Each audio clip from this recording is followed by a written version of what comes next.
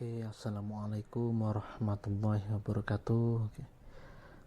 Selamat datang kembali ya teman-teman, saudara-saudaraku sebangsa dan setanah air, dimanapun kalian berada. Semoga dalam keadaan sehat walafiat, serta tetap dalam lindungan Allah Subhanahu wa Ta'ala. Amin. Di channel Cerita Otang ini channel yang akan membahas berbagai kisah, kasus, cerita, sejarah, dan juga misteri dalam cerita bergambar. Jadi kita di sini akan sedikit membahas atau mungkin membayangkan bagaimana teman-teman atau seseorang ketika kepala manusia itu dipenggal.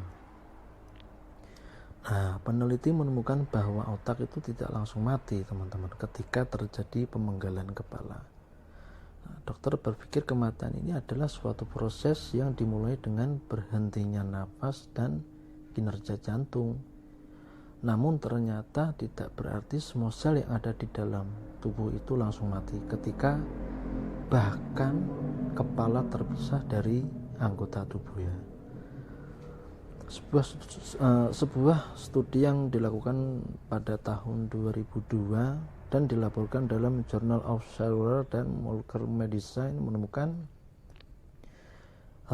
bahwa sel-sel otak yang diambil beberapa jam setelah kematian ini bisa bertahan hidup selama berminggu-minggu, teman-teman, di laboratorium. Tetapi kondisi otak di laboratorium dan yang tidak tentu saja berbeda ya kan. Karenanya peneliti yang bernama Anton Conan dari Radboud University dan koleganya melakukan studi dengan menggunakan hewan percobaan tikus yang dipenggal kepalanya.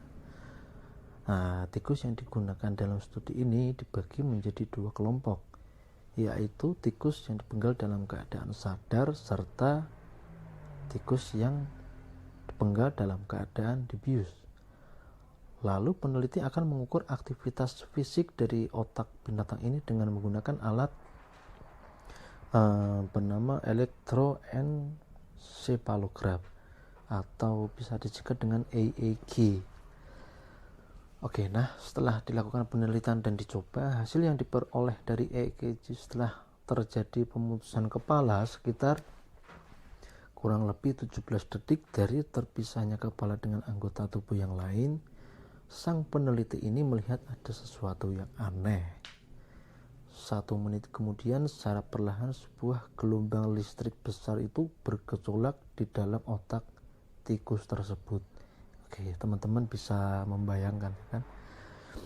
Dan tim Conan pun berspekulasi bahwa neuron atau saraf berkomunikasi dengan sinyal listrik sebagai akibat dari ketidakseimbangan muatan positif dan negatif di sepanjang dinding sel yang disebut dengan potensial membran. Gelombang yang dilihat oleh tim peneliti ini disebut dengan gelombang kematian. Dan sebagai tanda dari kematian otak yang irreversible, hal ini menunjukkan butuh beberapa waktu sebelum akhirnya otak mati setelah pemenggalan. Meski begitu, beberapa peneliti beranggapan secara teritori sel-sel otak ini masih bisa bekerja setelah gelombang kematian jika diberikan kembali suplai oksigen dan glukosa. Nah, kemudian akhirnya menyebutkan akan menyelidiki lebih lanjut apakah kerusakan yang disebabkan oleh datangnya gelombang kematian ini bersifat irreversible atau tidak. Nah, ibarat kata pepatah ini, lain lubuk, lain belalang, lain ladang, lain ikannya. Berbeda pula yang disebutkan oleh sang peneliti lain, seperti yang diungkapkan oleh Dr. Francis Crick, yaitu beliau itu penerima penghargaan Nobel terkait penemu struktur DNA.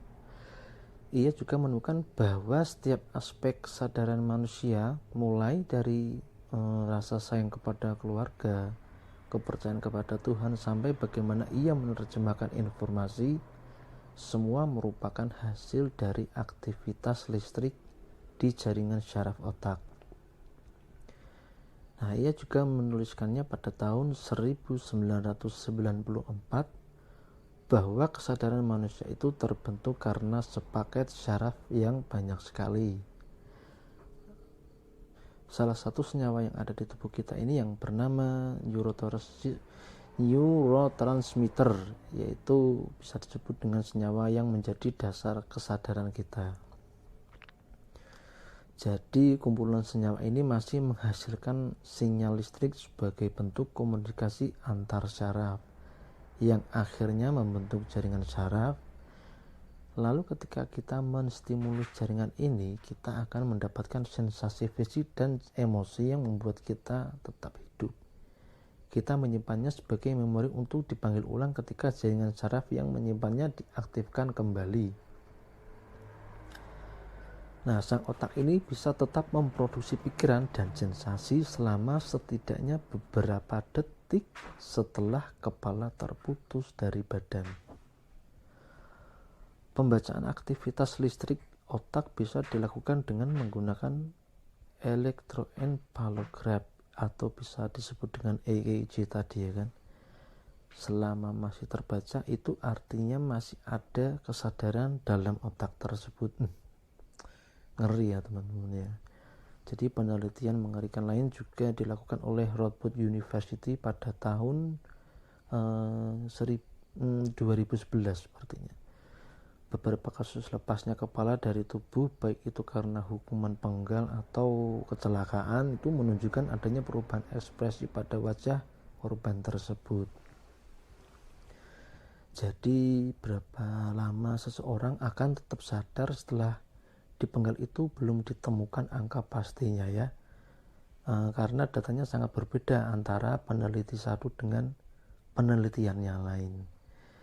Ada kasus juga yang menunjukkan bahwa bagian tubuh tetap bergerak beberapa saat setelah dipenggal. Ternyata itu bukan bentuk kesadaran, melainkan bentuk kedutan otot akibat perubahan aliran sirkulasi darah yang drastis, serta karena adanya sisa listrik saraf pada saat itu dipenggal ya. Ini karena pusat kesadaran terletak di otak dan segala rasa sakit atau apapun itu akan diproses di otak tersebut. Nah, perubahan ekspresi atau gerakan bagian kepala yang masih ada setelah dipenggal itulah yang menunjukkan masih ada kesadaran beberapa detik nih setelah dipenggal. Jadi kita bisa mengambil kesimpulan kepala seseorang akan masih sadar beberapa detik setelah dipenggal itu karena masih adanya sedikit aktivitas listrik syaraf otak yang tersisa. Namun untuk gerakan pada tubuh, persentase penyebab terbesarnya adalah karena kedutan otot akibat aliran darah. Jadi teman-teman udah tahu kan sekarang gambarannya seperti apa. Oke, tetap di channel Cerita Otong untuk